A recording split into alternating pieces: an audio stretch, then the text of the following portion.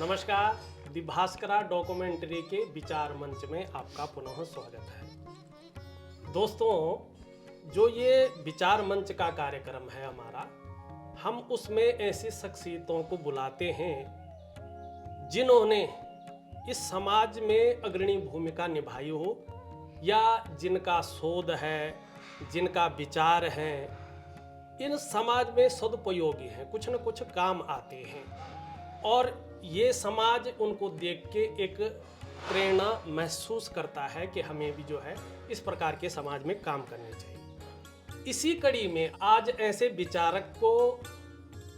विचारक से मिलवा रहे हैं जो विचारक भी है और हिमालयन जो हमारी एक समृद्ध संस्कृति है, एक विरासत है, उसके शोधार्थी भी है। और वर्तमान में आप जो है BHU में, बनारस यूनिवर्सिटी जो हिंदू यूनिवर्सिटी है, उसमें पठन का कार्य भी कर रहे हैं, पाठन का कार्य भी कर रहे हैं।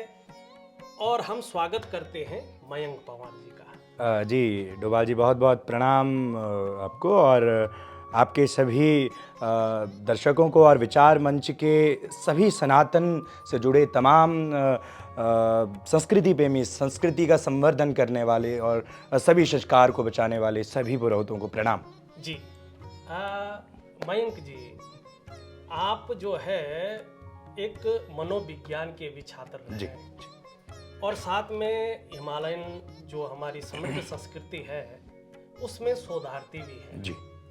और आपका जो मुख्य विषय है वो दर्शन भी है जी। तो एक हम सामान्य रूप से अगर कहें, समझें, तो दर्शन किस प्रकार से हम इसको बता पाएं एक जन सामान्य लोगों को? बहुत अच्छा प्रश्न है डोभाल जी आपका। देखिए, प्रायः अभी हमारे बात करने से शुरुआती दौर में, प्रारंभिक दौर में, अभी हमने आपके सन्मुख ही दर्शक शब्द का प्रयोग किया। जी बिल्कुल। तो आपके सभी दर्शकों को प्रणाम। कहने का आशय है, दर्शन को यदि हम सार तत्व में समझे तो दर्शन का अर्थ है दृष्टि। कहने का आशय, जो एक दृष्टि आपको मिली उसे आप सृष्टि से, मतलब जैसे दृष्टि वैसे सृष्टि। दर्शन का आशय प्राय दृष्टि से है। आप कहना चाह रहे हैं नजरिया? जी बिल्कुल, नजरिया। और इसे आप यूं कह सकते हैं कि जब व्यक्ति के पास बाह्य दृष्टि होती है तो व्यक्ति को बाह्य सृष्टि नजर आती है, और जब व्यक्ति के पास आंतरिक दृष्टि होती है तो व्यक्ति को आंतरिक सृष्टि नजर आने लगती है। तो हमारे यहाँ दोनों सृष्टि का बहुत मूल योगदान है। जी हाँ, आप कह रहे हैं कि जो हमारा नजरिया है वो अपने को देखने का भी हो सकता है और दुनिया को देखने का भी हो सकता है। दो नजरिए होते हैं। एक से आप दुनिया को देख सकते हैं और एक नजरिया से आप अपने आप को देख सकते हैं। बिल्कुल बिल्कुल बिल्कुल। और हमारा जो सनातन धर्म है ये एक विज्ञान है। बिल्कुल। ये यही बताता है कि पहले अपने को जानो, अपने को देखो। और उसका एक पहला जो प्रमाण है वो इस प्रकार से है, हम जब किसी से मिलते हैं तो सबसे पहले नमस्ते करते हैं जी। और जब हम नमस्ते करते हैं तो उसमें एक वैज्ञानिक तथ्य छुपा होता है। जब हम नमस्ते करते हैं तो हमारे सभी पॉइंट मिल जाते हैं जी। और हमारी स्मरण शक्ति बढ़ जाती है जी। और जिसको हम नमस्ते करते हैं वो हमें जो है काफी लंबे समय तक याद रहता है जी। ठीक है ना? तो इसमें अगर हम एक और चीज देखें जिसको कहते हैं योग जी, तो योग को एक सामान्य तरीके से हम किस प्रकार से लें और किस प्रकार से एक जनमानस उसका फायदा उठाए जी, आपका दृष्टिकोण इसमें? जी डोभाल जी, जैसे आपने अभी बात शुरुआत में आपने कही कि आप प्रणाम कर रहे हैं। हमारे यहाँ शास्त्रों में, यदि शास्त्रों की आप सार को लें तो हमारे यहाँ चाहे कोई भी शास्त्र हो तो प्रश्नोत्तरी है उसमें। तो नमस्कुरुमि, इति नमस्कुरुमि बताया गया। एक हमारे यहाँ इति और एक अथ नमस्कुरुमि, इति नमस्कुरुमि। तो हमारे यहाँ जब इति संपूर्ण हो जाता है तो संपूर्णता से जो है हमारे यहाँ पुनः जो है निरंतरता आगे बढ़ने का है। तो हमारे यहाँ गीता का एक दर्शन है कि कहा गया त्वद विधि प्रणिपातेन परिप्रश्नेन सेवया, कि जिस विधि के द्वारा आप प्रणिपात करते हैं, देखिए एक आप इस विधि के द्वारा प्रणिपात कर रहे हैं और आप एक इस विधि, तो इसमें भी आप योग कर रहे हैं। जब आप प्रणाम प्र इति अण्यम्य का दर्शन है कि प्रथम आपकी भावनाएं। ये योग कैसे हुआ? जी, योग का कहने का आशय डोभाल जी, जैसा अभी आपने ही अपनी बातों से समुचित दर्शकों को अपनी बातों से समझाया कि दर्शन एक प्रकार से जुड़ाव, जोड़ना। जोड़ना। क्योंकि योग का आप सीधा सादा प्रत्यक्ष सहज सरल अर्थ देखें तो योग का आशय जुड़ने और जोड़ने से है। तो पंच तत्वों का जुड़ाव हो या वो वैचारिक जुड़ाव हो। जी। लेकिन सामान्य मनुष्य को, अगर सामान्य मानव को हम अगर पूछें जी, उसको योग अगर हम कहें कि योग, तो वो योगा से उसको जोड़ता हाँ जी है। जी जी बिल्कुल। ठीक है ना, वो कहीं ना कहीं प्राणायाम से उसको जोड़ता जी है, जी जी। वो व्यायाम वगैरह से और जो वर्जिश है उससे उसको जोड़ता है। तो ये ठीक है या अलग है? देखिए, बहुत अच्छा प्रश्न है रोवाल जी आपका। हमारे यहाँ आप देखेंगे तो योग सूत्र, योग दर्शन है पतंजलि का। जी तो हमारे यहाँ अष्टांग योग की महत्ता है। जी तो अष्टांग योग में सब विधिवत से परिचय है कि यम से शुरुआत होकर समाधि तक हमारे जी, यहाँ जी, जी। व्याख्या किया गई है।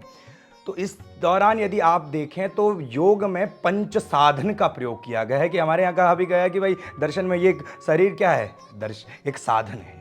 जी। और इस साधन के माध्यम से हमें जो है साधना करने की आवश्यकता है, क्योंकि ये साधन है एक प्रकार का। साधन से जी, ही साधना बिल्कुल हो बिल्कुल। सकती है। और एक साधु कौन है? एक साधु वही है जो इस साधन के माध्यम से साधना कर रहा है। और साधना किस चीज की? अपनी इंद्रियों की साधना, इंद्रियों को संयमित करना। और जब व्यक्ति की इंद्रियां संयमित हो जाती हैं तो वो व्यक्ति मन, कर्म, वचन और आत्मा से जुड़ाव कर देता है, वो योग में स्थापित हो जाता है। किंतु जब बात फिर से आती है इस भौतिक शरीर की, तो भौतिक शरीर को स्वच्छ रखने हेतु, क्योंकि देवो देवालय आप जानते हैं, शरीर पूरा ये देह बहुत बड़ा मंदिर है।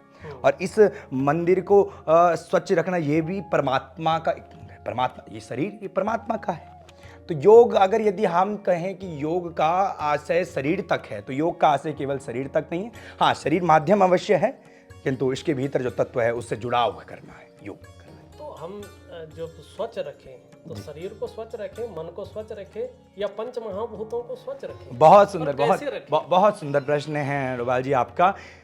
इस स्वच्छ रखने की पवित्रता, हमारे यहाँ पवित्रता को तो बहुत स्वच्छ पहलू है। इसको स्वच्छ रखने से पूर्व आपको इस विदित का ज्ञान होना चाहिए कि आप किस कार्य में कार्य करने, किस योग से जुड़ने जा रहे हैं। क्योंकि यदि आप केवल मात्र शरीर को स्वच्छ रखने जा रहे हैं, यदि आप, जब तक स्वतः से प्रश्न नहीं है, हमारे यहाँ तो स्वतः से प्रश्न पहले बताया गया है। यदि आप शरीर को स्वच्छ रखने जा रहे हैं तो मात्र आप शरीर तक ही रह जाएंगे। जी। आप मैं भाव में, मैं का दर्शन आपके भीतर जीवित होगा। किंतु यदि आप जो हैं उस आत्मा तत्व का ध्यान करते हैं तो आप पवित्रता आत्मा की देखेंगे। हमारे यहाँ तो मन की पवित्रता है, आत्मा की पवित्रता है। जी जी। आप हिमालयन संस्कृति पे शोधार्थी भी हैं, शोध भी कर रहे हैं और लिखते भी हैं। जी जी। जो गढ़वाली कविताएं हैं, गीत हैं, और उसका एक विधा है जागर, वो भी आप लिखते हैं। तो जो हमारी ये हिमालयन संस्कृति है बड़ी समृद्ध, बड़ी रिच मानी गई है। जी। लेकिन अब धीरे धीरे हम अपनी संस्कृति को विलुप्त होते हुए भी देख रहे हैं। जी। जिस समृद्धि में इसने आना चाहिए था, ये समृद्ध होते हुए भी कहीं ना कहीं छुपी छुपी सी नजर आ रही है। इसका कारण क्या है और किस तरह से जो है हम इसको फिर से पुनः एक समृद्ध अवस्था में, रिच अवस्था में पहुंचा सकते हैं? बहुत सुंदर रुबाल जी। देखिए, एक वृक्ष कब फल देता है? एक वृक्ष तभी फल देता है जब वो अपनी जड़ों से जुड़ा रहे। कहने का आशय, हमारे यहाँ तो दर्शन जड़ और चेतना का संबंध है। जी, जी। जड़ चेतना के समरूप है और जड़ ही यदि हमारे यहाँ तो गढ़वाली में भी बोल दें कि ये जब जड़ मजबूत होगी, जब जड़ मजबूत होगी तभी चेतना का स्तर जागृत होगा। और हमारे यहाँ जागर का आशय है जागृत करना। क्या जागृत करना? आपकी अवचेतन शक्ति को जागृत करना। हमारी संस्कृति संस्कार तभी ही जागृत, तभी समृद्धित हो सकते हैं, तभी साक्षात्कार इनसे हो सकता है जब प्रत्येक व्यक्ति अपने संस्कारों, अपनी जड़ पर कार्य करे। मतलब कहने का जड़ पर काम, जड़ और चेतन जी, मानी मूल रूप से उसकी भाषा जी, और उसकी रीति रिवाज, उसके विरासत। जी जी डोभाल जी। चेतन एक तरह से हम ये समझे, अगर संस्कृत के माध्यम बिल्कुल, से बिल्कुल। समझे कि जब हम अपनी भाषा को अपनाएंगे, अपनी रीति रिवाजों को देखेंगे, उनको जो है अपने कार्यकलापों में लाएंगे, तो हमारी संस्कृति जीवित रहेगी। ये जड़ चेतन। जी डोभाल जी, बिल्कुल ये है इसका। और यदि आप इसको और गहराई से देखें, यदि आप इसे समाधि तत्व में जाकर देखें, यदि आप इसको जोड़ें एक भिन्न आयाम से, तो सीधा साधा माध्यम यहाँ से ले सकते हैं कि भारतस्य प्रतिष्ठाम द्वय संस्कृतः तस्य संस्कृति। भारत की बहुत सुंदर। जी, भारत की प्रतिष्ठा सदैव से संस्कृत, क्योंकि सनातन की बात हो रही है, यहाँ सत्य की बात हो रही है। जी, जी। और यदा कदा ये न केनम प्रकारेण, जहाँ सत्य की बात हो रही है तो वहाँ संस्कृत और संस्कृति की बात भी अवश्य होती है। तो जब संस्कृत और संस्कृति बचेगी, और संस्कृति का आशय है हमारे संस्कारों का बचना।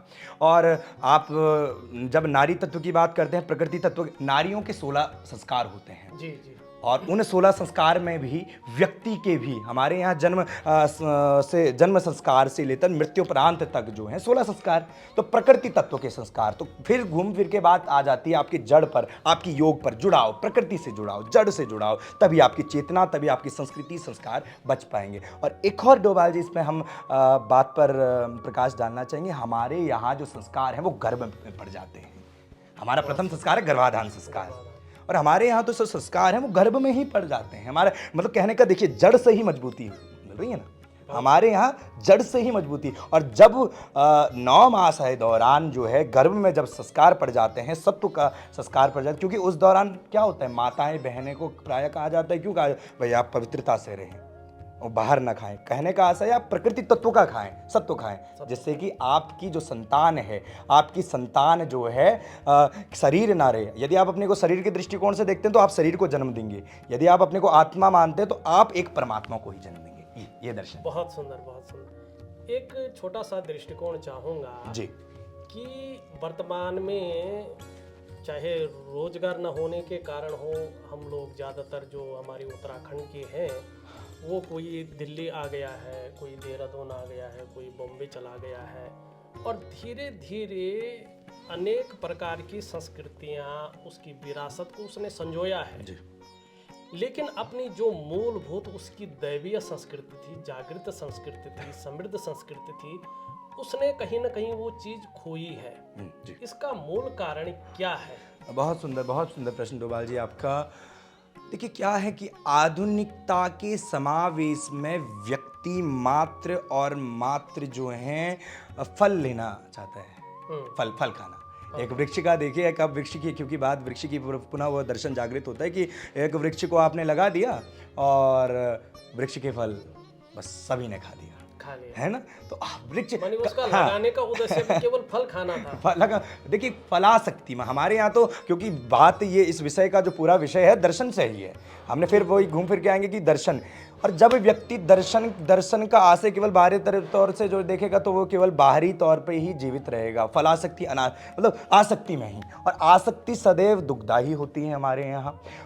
जी, बात यदि आए आज की आधुनिक समावेश की, आधुनिक समाज की, तो ये अर्थ प्रधान युग है। और इस अर्थ प्रधान युग में अर्थ की स्वाभाविकता वास्तविक है, जायज है।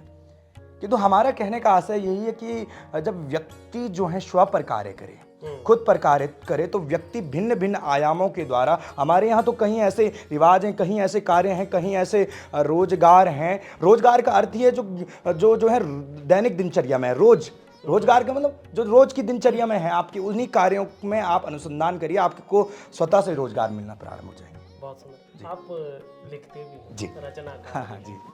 तो मैं चाहता हूँ मेरे दर्शकों के लिए आप अपनी स्वयं की लिखी हुई कोई जागर हो या कविता हो या कुछ गीत हो जो आप सुना सकते हैं। जी बिल्कुल डोभाल जी, आप का आग्रह और आपके सभी दर्शकों को पुनः प्रणाम करते हुए तद्विधि प्रणिपाते ना, और चरण प्रणाम करते हुए हम क्योंकि हमारे जीवन में जो है एक और बात पर प्रकाश इससे पूर्व डालना चाहेंगे, क्योंकि श्रीमद् भागवत, आज साथ में हमारे आचार्य जी भी बैठे हैं, हमारे आचार्य महेश भट्ट जी, आप काफ़ी विद्वान हैं, और श्रीमद् भागवत हमारे सभी विप्रदेव लोग आज बैठते हैं, करते हैं, और गंगा उनके मुख से बुलवाती हैं। तो हमारे यहाँ वेदव्यास महाराज जी ने जो है सर्वप्रथम जो है प्रथम श्लोक में जो है मैं शब्द को हटाकर संगठित किया है, संगठन कि श्री सच्चिदानंद रूपाय विस्पत्पत्यादि हेतवे तापत्र विनाशाय श्री कृष्णाय वयम नमः।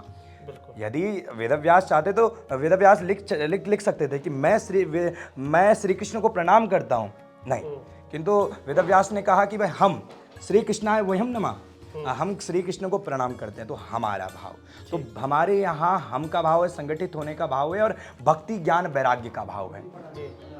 तो उसी भाव में हम आप के सन्मुख एक हम भाव वाली जो संगठित करें, ठीक है। उस भाव को लाएंगे जिससे कि हमारे भीतर इस जीवन के दर्शन को जागृत हो सके। जी, अब इससे दो पंक्ति। जी बिल्कुल।